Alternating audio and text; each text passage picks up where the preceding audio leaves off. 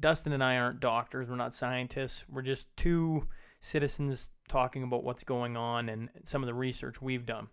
Uh, Linus Pauling, Nobel Prize winner in chemistry in 1954 and a Nobel Peace Prize in 1962, said, "When a scientist with reputation and dignity tells you something, listen respectfully, but don't believe him until you look into it for yourself." And I got one other quote. It says, "Please do your own research. The information I share is only a catalyst to expanding one's confined consciousness. I have no desire for anyone to blindly believe or agree with what I share. I seek the truth for yourself and put your own puzzle together."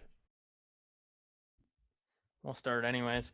I'm not too concerned about it. Harley enjoyed that. All of a sudden, I was just like, "Dust, you there? Dust?" All right, he's gone. So maybe that'll be the way we end it every time. We'll see how quickly 50% goes.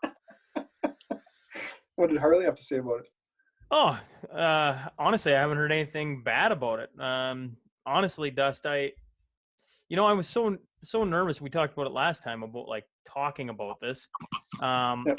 mainly because everybody's so like tight about it, right? Like you can't Yep. talk about it, but the more programs I listen, they're talking about it. It's happening everywhere around us, and it just is enjoyable to talk about. Everybody says they hear it everywhere. Everybody's talking about it. Stop fucking talking about it. It's like, well, yeah, everybody's kind of talking about it, but nobody really fucking talking about anything. So to actually sit and talk about, like, Jason Kenney just had a huge press conference today, right? And if you saw it, you're going to hear about it. If you didn't see it, then you just missed what the plan is for, relatively the next 2 months, I'd say. And so I suggest to anyone who listens to this, go and listen to Jason Kenney's actual address yesterday, so you can actually have an idea of what he talked about. I thought he did a really good job with it. I don't like listening to politicians speak for the most part, but I thought he did a very good job of explaining what was going on, why they're doing what they're doing, the challenges. Um, I thought he did a good job of it. So here's my question for you. Yep. So he runs through a couple different scenarios, right? He said what they have is they got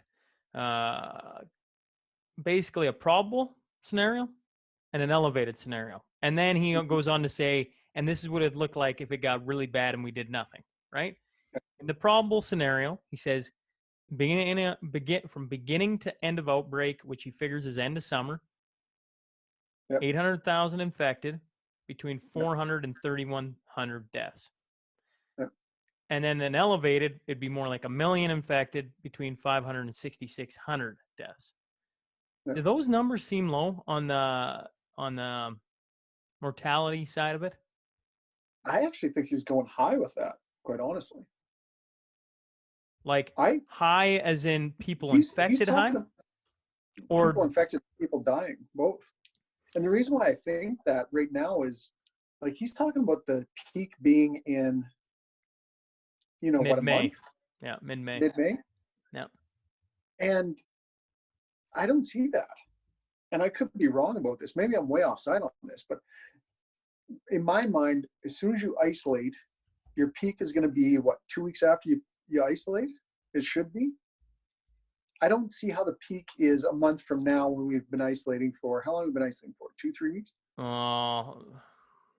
Mel and the kid's been isolating for 3 weeks, so I would say everybody else is roughly 2 weeks because she was ahead of the curve. And the reason I say it's 2 weeks is because, okay, so as soon as you isolate, your transmission rate should go way down, right?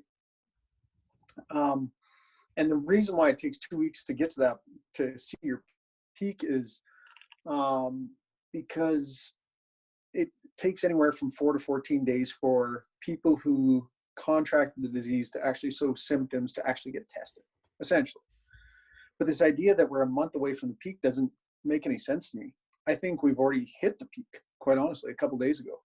And if you look at hospitalized cases, our highest point was 2 weeks ago. Now, it went down yesterday and then came back up a little bit today.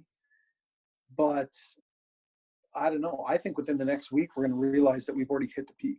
Now, this is me not speaking as a scientist or anything, but I just don't see how you can keep having exponential growth once you isolate. The purpose of isolating is to stop exponential growth. And because the way the virus works, it should grow for, your numbers should grow for about 2 weeks. So to think that we're going to have our peak in a month from now doesn't make any sense.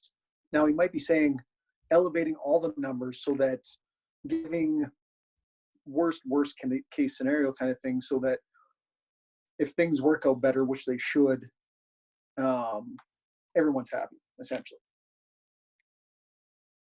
Yeah, well, I think what's going to happen is the haters going to hate more, because right now, I mean, as of today, we have 1,373 confirmed cases. We've had 26 Yeah. deaths, Yes. almost not 50%, but a high majority. There's been 447 recovered. This is Alberta I'm talking about, right? Yeah. Canada's Yeah. at 17,000. Yeah. I'm trying to think, like, was he, in his worst case scenarios, was he talking about all of Canada then with 800,000, or is he talking Alberta? I don't know. Because, I like, would think Alberta. okay, so we're sitting at 1,300 cases. He's saying we're going to get to 800,000 on the Probable side. probable. Yeah, that was his Right. number. 800,000 and 400 to 3,100 deaths. This is what Which, I don't understand, because the reason you isolate is to stop the transmission of it. And we've already seen the curve. It's bending towards doubling every 5 days instead of doubling every 3 days. I think today we touched the line for doubling every 5 days. So if you're doubling every 5 days and your curve is bending, meaning that it's flattening, yeah. which it should be because we're isolating, then we've already hit the peak, I would think, or awfully damn close to it. And I put this out there on one of the videos I had this week, that the numbers I like looking at aren't total number of cases, because that comes back to how many tests you're actually doing. How many people have it that don't have symptoms? You have no idea, right? So I don't like the testing case or the testing numbers, because, well, you can get wide variations. The more you test, the more you're going to find, essentially. What I like going by is the number of people hospitalized, because those are firm numbers. You know exactly how many people are in the hospital with this. So you actually have a firm number there, whereas your people who have tested positive totally depends on how much you've tested. And different parts of the world have tested different amounts. So, the testing numbers are going to give you an indication, but in my mind, the hospital numbers are the firm numbers that So tell you exactly. do you know what the Alberta hospitalized numbers are? Yeah. So what are they? Well, you're trying to ask me off the top of my head. I think 3 days ago. Come on, Dust. We sit down here and we Okay. talk about this once a week. You can't give me the fucking numbers off the hospitalized, but you're gonna fucking talk about it like, oh, hospitalized numbers are the one we should be following. Do you got them? You want? I retweeted it on Twitter. Do you want me to look it up quick? Yeah, I I do. think the numbers 2 days ago, I think, were 48, and then it came down to 42 yesterday, and then it went up to 44 or 46 today.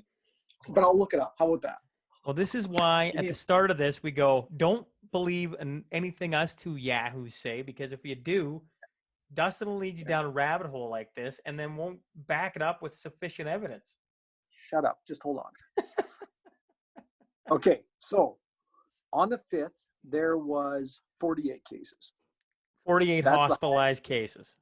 Yes. Okay. That's how many people were in the hospital, including intensive care and just in the hospital, but not intensive care. Yesterday, it dropped to 40. Today, it increased to 42. And the reason I like hospitalized cases is because it's actually a firm number.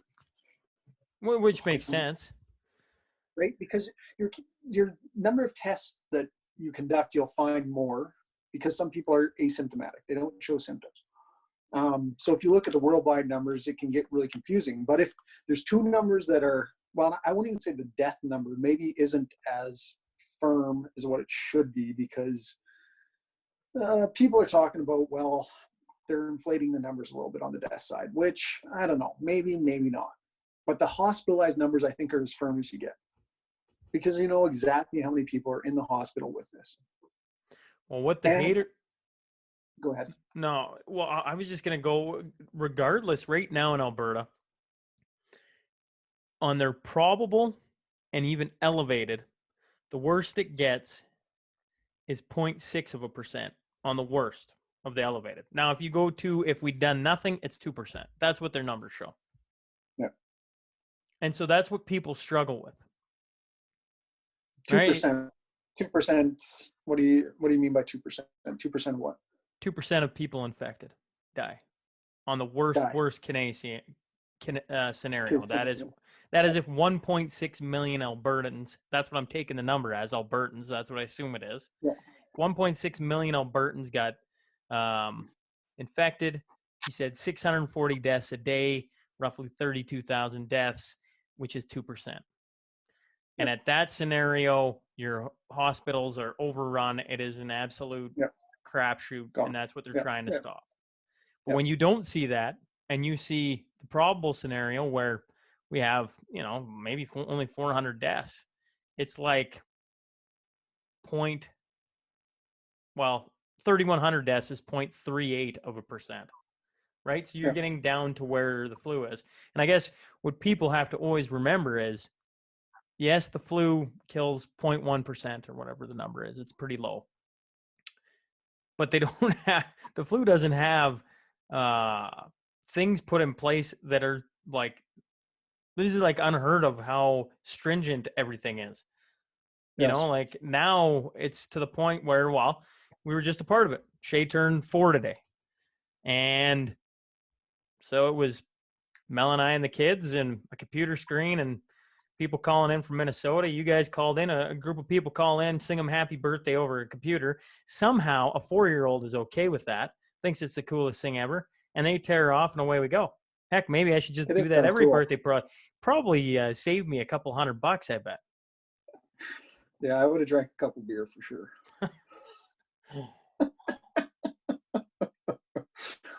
See, the thing is everyone, I keep hearing people go, well, we're doing too much, or we're overreacting, we're killing our economy, and this and that and the other. And I don't think there's any proof that really takes me away from what we're doing, actually changing it. Like looking back and going, oh, we did it wrong. Because the reason why you do this is the initial results of what you were looking at, a virus that doubles every second day, the number of people infected, and that kills between 1% and 5% of the population, is a pandemic that is very bad. And you already knew early results out of Italy that it overwhelmed the hospital there. With that information, the sooner you jump on it, the better. You isolate. Is that overreacting, even if it turns out less than what you think? Well, it's better that way than being wrong, is how I'd put it. Now, coming out of this, and Kenny touched on this, the economy and stuff, the oil industry is screwed for a while, but that's due to this plus other factors. The economy at large, we got to figure out a way to actually allow people to make it back in public. You talked about masks today, which... If anyone listened to the first one, Dust already wore his mask. And I bet you if I talked to 10 people who listened to it, they all said the most surprising thing is you saying you'd already worn a mask. Really? But he touched on wearing masks. He touched on mask testing. Mask. Well, what he said was 5 things, right? He said, get back to normal, something along that lines. Yep. He said he wants to test, they're going to have the capability to test 20,000 Albertans a day. Now, that sounds like a lot. And his theory was, or the theory is, and I think we've read this before, that if you are immune to it, put you back to work. There's no point in you, pussyfooting around it. Get in and away you go. And so by testing 20,000 a day, that they can start to go, okay, these people are healthy, let's get them going. 20,000 tests a day for the Alberta population's 215 days. That's better part of a year to get everybody tested. Okay, well, that's part of it, the testing part. He touched on a couple other things. Then he said number 2 is better monitoring of people in contact with infected. Yep. Number 3 was border monitoring of airports and borders. Yes. So he said they want to be more stringent on their airports and people coming in from the border crossings. He said number 4, strictly enforce quarantine orders and the use of smartphone apps like they've been using over in Asia. Yes, Asia. And then he Yep. said mass public gatherings and transit. Yep. Anytime Well, you're and going to be in then close proximity with people.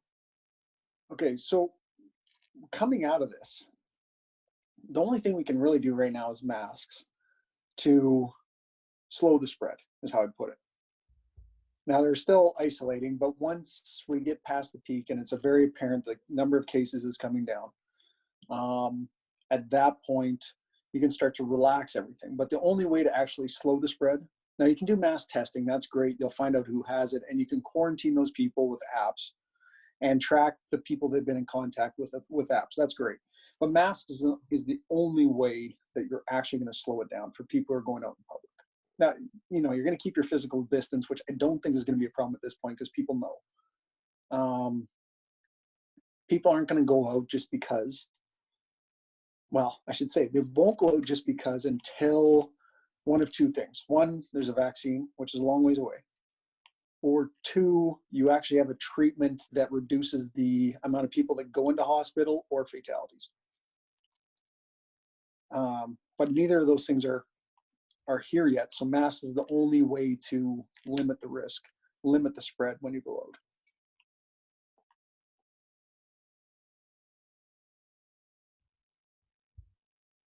Sure. I'm Oh, not. You said it last week. Now I hear it from Trump, and then he goes, "But I'm not going to wear one." I wish I could do a Donald Trump voice. Guy is did he say that? yeah. Said the CDC is suggesting you wear masks, but I'm not saying that. I'm not going to wear one. I'm like Trump, you're a complete fucking ass. Like the guy is brilliant, and yet his delivery, and maybe that's why he's brilliant. I don't know. It makes you just want to swat him. Yeah. But yeah, so Trump's talked about it, and then just I text you as soon as I heard one of the Alberta press conferences that Kenny and Dr. Hinshaw talked about it. I was like, Yeah. and they started out by it's not mandatory. It's completely your choice, right? But that's just like warming you up, and pretty soon, It's in going to be two there. weeks, it's going to be there. Yep. Pretty much. It's coming. There's been so many conversations on when do you just get like, mom was all over me today about not coming to Shay's birthday party, right? And I'm going like, well, the whole flipping point is that you don't come to it, right? You're in your 60s. If anything, Yep. you're one of we talked about last time. And when do you think there'll be a point where you just get to like, okay, we can go out for, Easter's this weekend. I assume 93% of people aren't having Easter or doing some weird variation of Easter on some sort of technology. When is it that and is it 2 months dust? Is it a year from now? Is it like Oh, I think it's see the thing about Alberta getting on this quick is, like I said, it all depends where the peak is. Now, because we jumped on it quick, I think the peak will be a lot sooner, and we might have already had the peak or be very close to having the peak. And yeah, if but if that's we the case, no go. okay, so let's say you have the peak and it becomes apparent because your numbers start to drop, right? That's what you're looking for. And you go, okay, so if the numbers start dropping, how long would the government want to go before they'd start to relax things? Well, you're not doing it after a day. You're probably not doing it after a week. But you start getting into that 2 week period. And depending on how much your numbers are dropping, you might start going, well, when do we start relaxing things, right? Because your economy's hurting on the other side. Your So is economy it is getting absolutely kicked on the ground right now. well, and they know that, right? So they want to relax it as soon as possible, but at the same time, you don't want to do it too soon. So at what point is that? 2 weeks to a month? Would you think with numbers dropping that you'd start to open things up? Sure. And I go back to if you have masks in place in public, then you can be even more confident that the spread isn't going to, you're not going to get a second wave, or the second wave won't be as bad because you've slowed it down. Now, the other thing about this is as soon as you relax the restrictions, you're actually going to have continued drop in numbers for about 2 weeks because of the time it takes for people to actually spread it. So you know, you're going to have dropping numbers for a while, even after you stop isolation.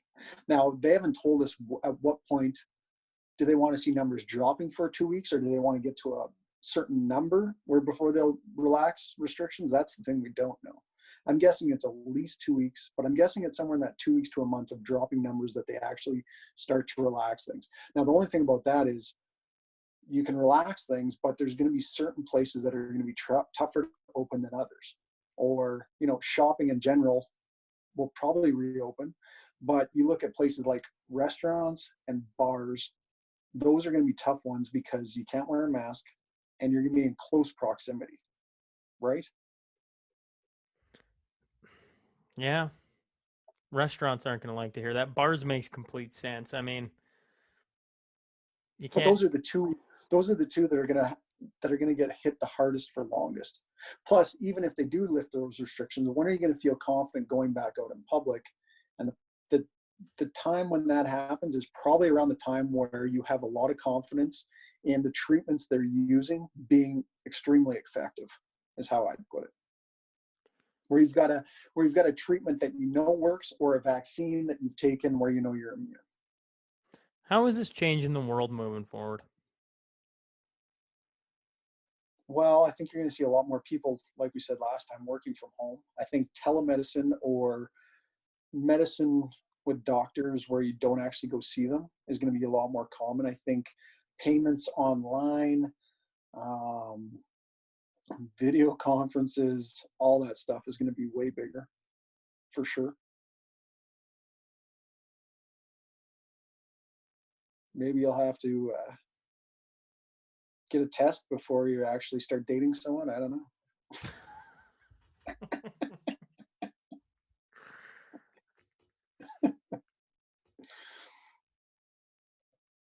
I would think all those technologies that have kind of been used to this point will be just a part of the mainstream coming out the other side.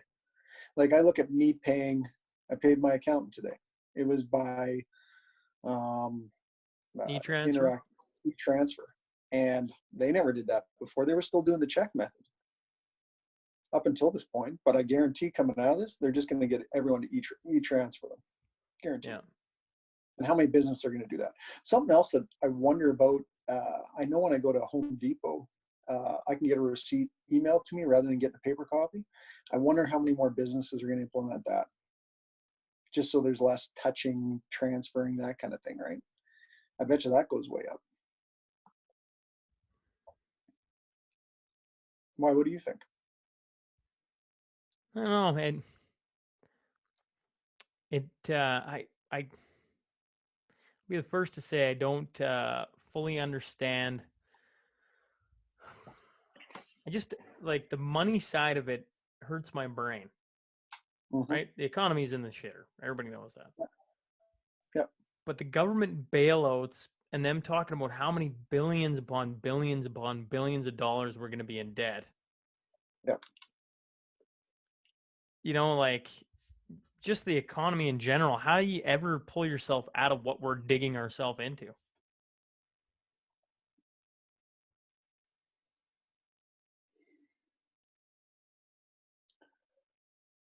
Well, I don't know. That might take a while for one, but I get a feeling that economy will actually bounce back.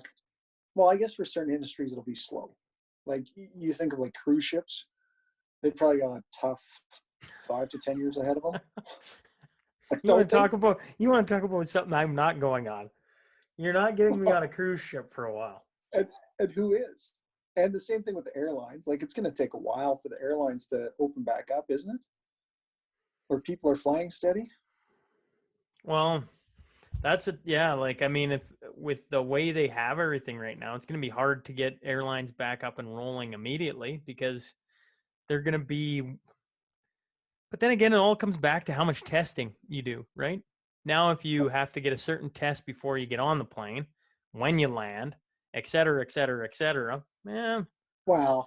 Yeah, I don't know, Shaun. I don't even think people go then. I think once the vaccine is out, Yeah. That's when Well, no, once airlines. you get a vaccine out, that's gonna free up everyone to go back to maybe the way life is. Problem is like we keep hearing about it. I know you've heard about it again. Like I keep hearing about mass layoffs, people out of Yeah, jobs, et cetera, et cetera. yeah, Right? yes, Like yes. every day that Oh, goes there's some by, serious there's change coming, for sure. that's right. Yep, And so, you talk about plane rides and you talk about this, that, and the other thing. People are more worried about making their house payment than the next yes, trip they're going to go on. And I mean, you just go back. It wasn't that long ago. You go back a month. People were still planning on going, I don't know, spring break, Arizona, Mexico, Mexico, Vegas, Disneyland. Yeah, Disneyland, everything, yeah, right? yeah, Everybody had those trips. Heck, in the yeah, middle of the start of this crisis, there was people still going, I'm going to fly. And, it's not that big of a deal. And now yeah, you think about that yeah, and you're like, yeah, I've left my house once in like 10 days now. That's just to go to work out east.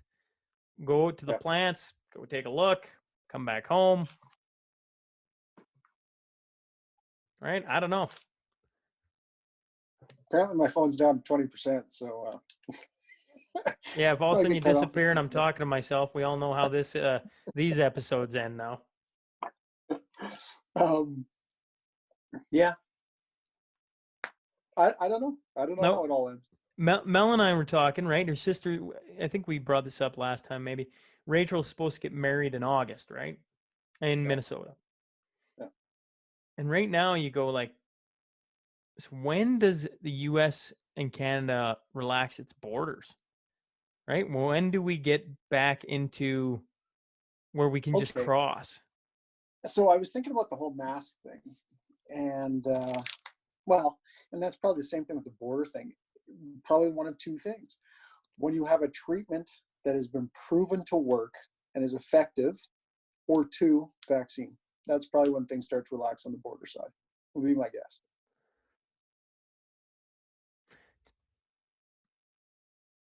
I can't speak for Mel, but I can put myself in Mel's shoes and go, if I was sitting in Minnesota right now and couldn't come up to my home country because they've locked down the borders essentially, Yeah.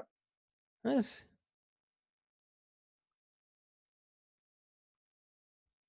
I don't even know the word. Can't think of the word right now, but it'd make me nervous. The fact that Yep. the borders have all locked down that tight. Yep.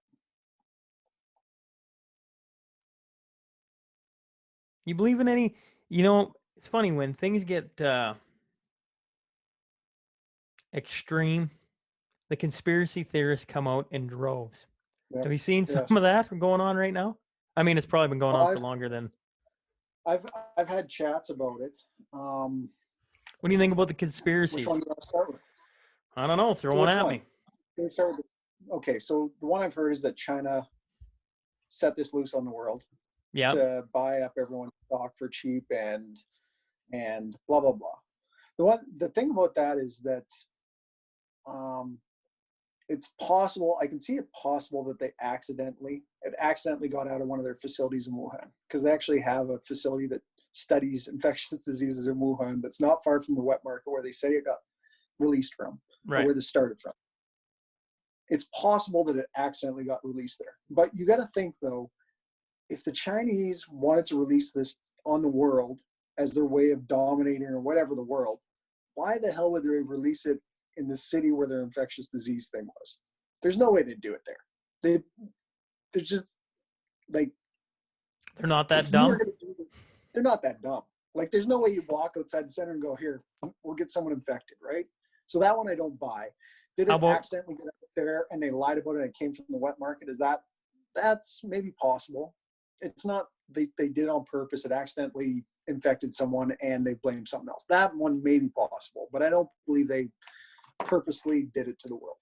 what about the next one is the Democrats in the States got it released because there's an election coming up and they want Trump out.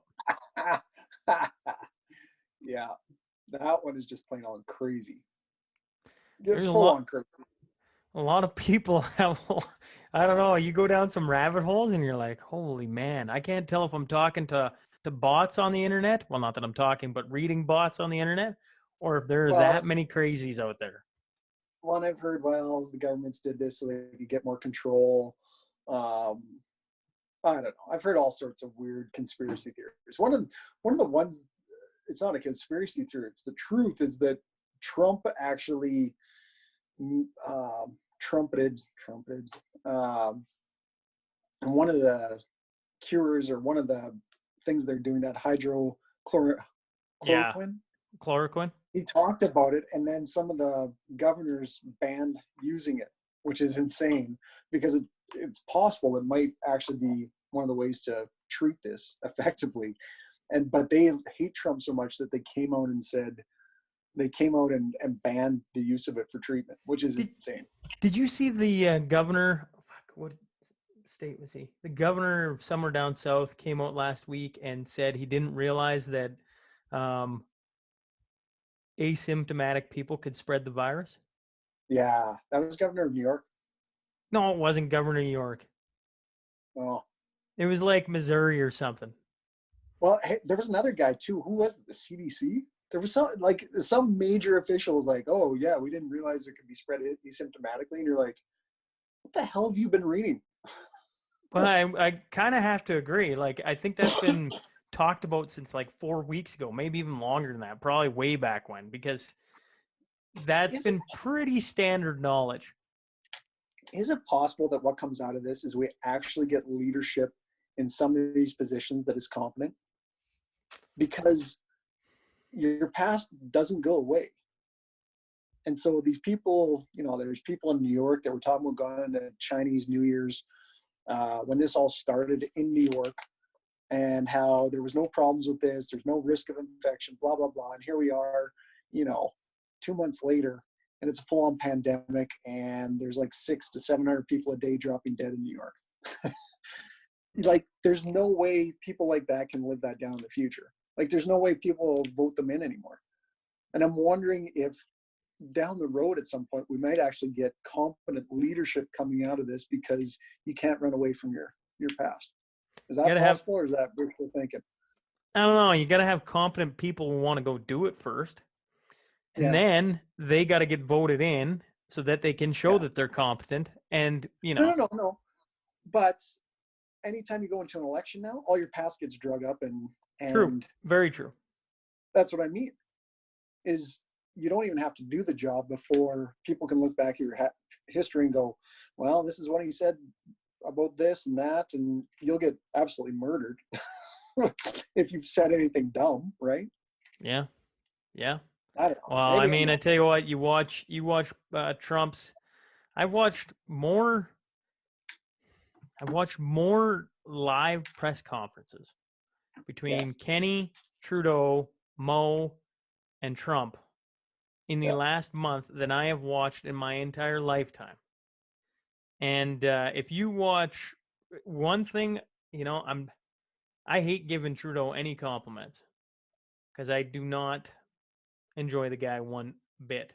But what I will say is from the very beginning, he took it very seriously. And I would say all of Canada took it very seriously. And they've been very consistent in their Messaging. approach to it, messaging. Yeah. Whereas Trump, if you start a month ago, he's going, yeah, it's common flu. And he says that for about 4 or 5 pressers, and then it kind of changes, and now it kind of changes to the point where he's at. Okay. The problem I have with Trudeau though is like one of the, like, they've talked about it, but they actually didn't do anything. When you're talking about limiting flights in from countries that Yeah, have, true. they didn't do anything there. And then when it comes to screening at the airports, I don't know if they're still doing anything there. Yeah, Like, which are is they? really, I mean, that's really baffling. Well, it is. Like, it would take no effort at all to put in, like, really, what would you have to do? Have a meeting with the person who's in charge of, I'm sure there's a person in charge of international, like border security or whatever. International relations dust, Yeah, international relations. giving them the bird. Yeah, border border security. I hate it when he does that. Anyway, um, there's got to be somebody in charge of border security, and just have a conversation like, okay, seriously, you have a meeting with your health expert, with your border security guy, and go, okay, look, like, what can we actually screen for at the border to make sure we're not, risking our, you know, like it'd be seriously a 20-minute meeting, wouldn't it? You would think so. Like, I mean, you would think so. Do we need to take the temperatures at the border? That might help. Okay. Should we interview them and as they're coming in say, look, have you had any of these symptoms? No? Well, that's great. If they do, you test them right away. If they show a temperature, you test them right away. You tell all of them they got to quarantine for 14 days. Like, you've got a border there. Yeah. But that is one of the knocks on them, is they said that locking down the border, that was one of the things right at the start. The Canadian government said locking down the border wouldn't help. And then what did they do? They locked down the border, or, well, somewhat. Yeah. Well, and how did Taiwan keep from having a massive outbreak? They locked down the border. Actually, I saw a picture of a town in Italy that has gates. And as soon as the outbreak started in Italy, they closed the gates on their town and said, anyone who leaves through the gates, you can't get back in. And they don't got any cases in their little town. Really? I'm guessing it must be a mountain town or something with one road in, would be my guess. To think that borders don't work, like, well, yeah, if you don't do anything with them. And I'm not saying you would have kept it out. Like, at some point, someone's going to come in that has it. I'm not saying it's going to stay out, but if you could slow it, the whole thing about this is the longer you can keep it from spreading, the more information comes out about it, the greater chance of having a breakthrough with a cure or a treatment and a vaccine. They all take time. So if you could have kept the economy going for an extra month or two while all the information from all these countries is coming out, might have been nice. No kidding. We talking about oil and economy. Do we hit Yeah, a point here in the next month at all where you can't put oil anywhere else? Global supply has filled everything. Is that possibly. possible? That's possible. I don't think we've hit the bottom of the oil yet for price. And the thing is, OPEC is meeting on Thursday, I think, to discuss cuts. But the cuts probably won't be in place until May anyhow. And who knows where the demand is right now? Like, it might be 15, it might be 25, it might be 35 million barrels a day lower. And the storage in the world's getting filled up. If the storage ever fills up, well, then the prices, yeah, I think we might go lower in price yet, is what Do you I'm think saying. there's a guy sitting on a computer and he's just got all the different countries and he just gets fed data and it just shows a tank and it's like 73% in Canada? Geez, we've never hit that before. And then Yeah. the next day it's like 84%. He's like, what happens if that hits 100? I don't know. It's never got there before. Yeah. The thing is that with the oil market, like, it's so spread out and so, like, no one has all the information. So how It's the not like hell one does it? person. What'll happen is the traders will be, well, and you've already heard about this in the States, where pipeline companies are telling oil companies, we got nowhere to put your oil. We can't take your oil. You have to shut in. This is essentially what they're telling them. And if that ever happened worldwide, where you filled up every tanker and every tank in the world, the price would just go through the floor because It's worthless no because, one's, yeah. yeah, essentially. And then the thing about the oil industry is that you've got that right now, and how long the demand stays down, how long do countries keep their countries isolated, essentially. So if that takes a month or two, okay, so you got 2 months of extremely low demand with full storage. Coming out of that, though, it's going to slowly build on the demand side as countries start reopening, but you've got your storage completely full. So how long is oil down for? Like, that is not a quick turnaround. 6-9 months before you have decent pricing again, I'm guessing. I don't know. It's going to take a while, though.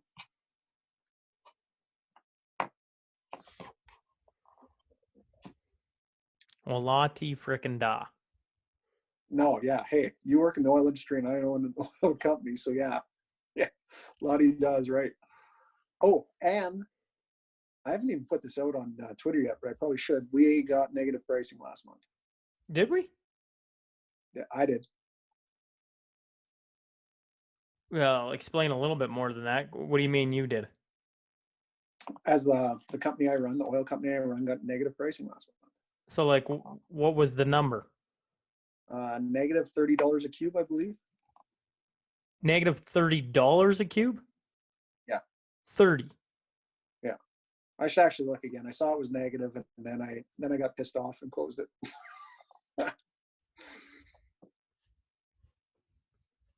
It's going to be negative again this month. So what people don't understand when it comes to oil pricing is they go, oh, it shows on the ticker that this is the price. But the price I actually get when I sell my oil isn't that price. How they actually figure out what price I get is they take the average WTI for the month. So let's say for March, they take the average WTI for the whole month. Every day the market's open, Monday to Friday, take the price at the end of every closing day, average those all together. That's what you get for WTI. Now, you subtract the differential and you go, oh, the differential is for the same month? No. You actually figure out the differential the month before. So the first 15 days of February, not March, but February, you take the differential for those first 15 days, average them together, subtract that from the WTI from March. So the differential we actually got was higher in February than it was in March, than it's going to be in March. So the WTI crashed in March. The differential is actually higher in February. You subtract those two, plus they take a little bit more off for, fees or whatever else, and that's how you get your pricing. Now we get a US to Canada conversion rate in there, which helps, but anyhow, when it comes to me, I got negative pricing. So do you wish you'd started Any other business in the world except a restaurant or bar or an airline No shit. or a cruise ship?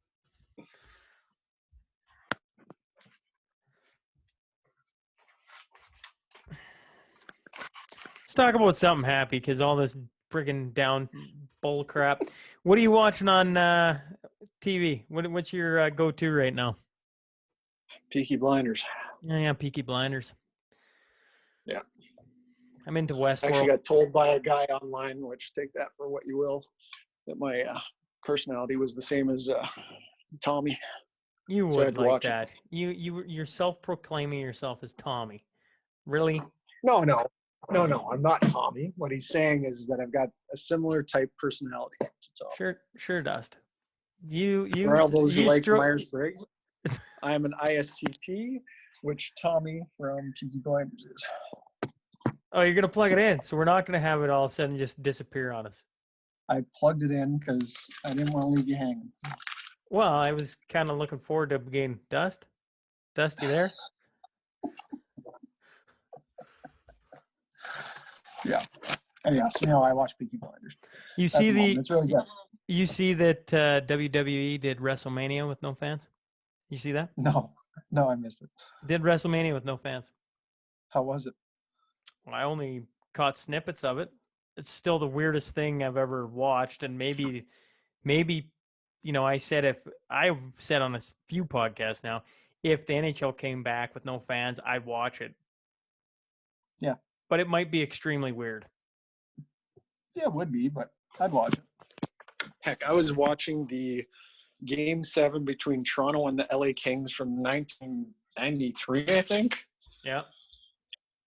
On TV the other day, and I was like, wow, this is really good. Sorry, I'm just letting the dog out. No, it's all good. It's all good. Well, I honestly, I don't know. I honestly don't got anything else for you.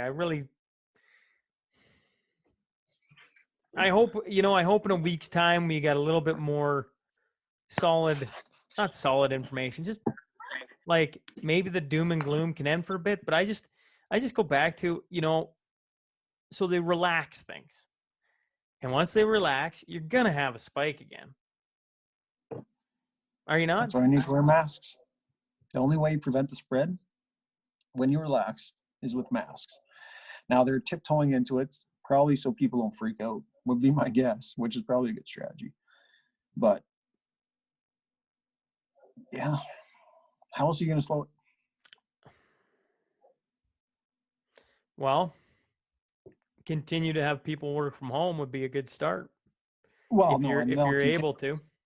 No, they'll continue to do that for sure. What they're going to say is anyone can work from home, obviously, because that's the safest.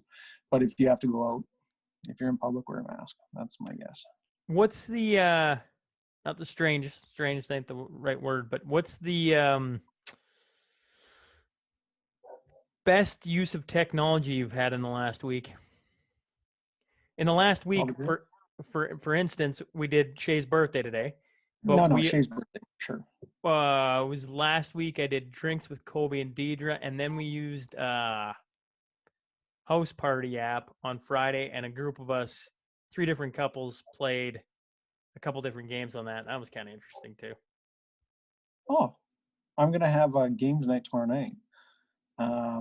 You might have to feed me that info because I wasn't sure what the heck I was doing. House party app. Huh.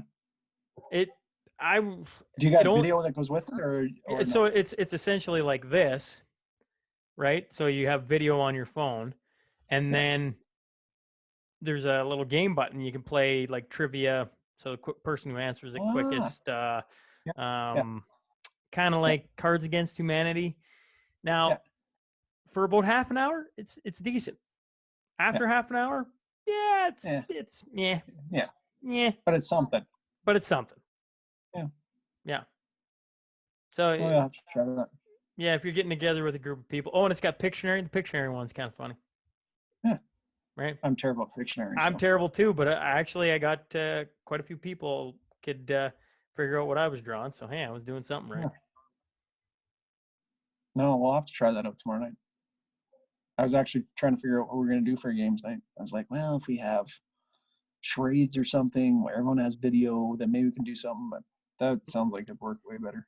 House party app, whatever the heck it is, just house party. It's like a hand. That's what the app logo is. It was pretty decent. You getting a cut? You getting a cut from that because you're no, but go get house party app, folks. House party app.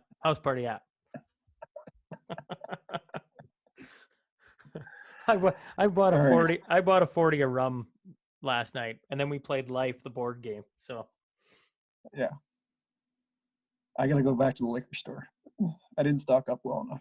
God, you think of a couple places that are getting absolutely filthy stinking rich right now. Obviously, grocery stores are one, but liquor stores aren't far behind. Like that is a steady stream of people going into a liquor store. Yeah, but get some rest. And we'll talk again next week. Sounds good, Shaun. All right. Talk to you later. Bye.